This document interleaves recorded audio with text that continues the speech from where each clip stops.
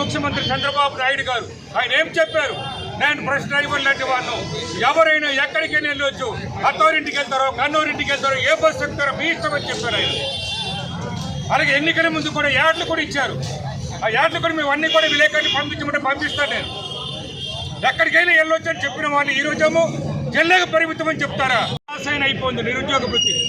అంతా ప్రాంతీయైన ఆశా నిరేసైన దేవదాసుల పాట గుర్తు వస్తుంది.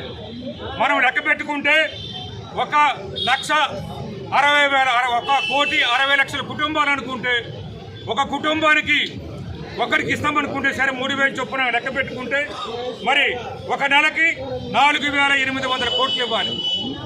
1,70,000 మందికి 4,800. 2004-2025 బడ్జెట్లో 0 బడ్జెట్ ఇవ్వలేదు.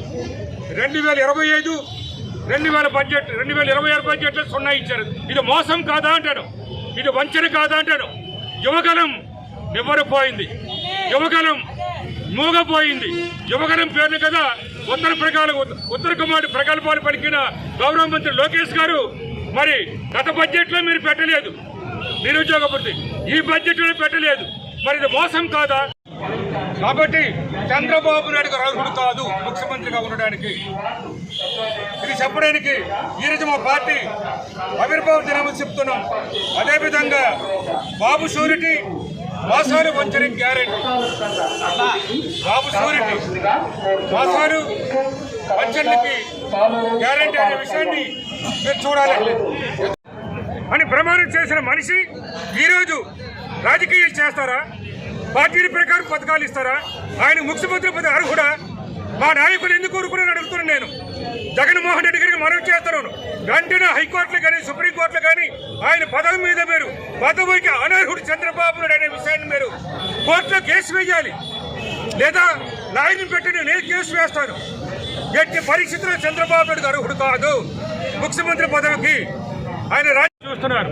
పార్క్వర్గ్ మెడికల్ కాలేజ్ శాంక్షన్ చేశారు, దాన్ని పట్టించుకోవడం లేదు.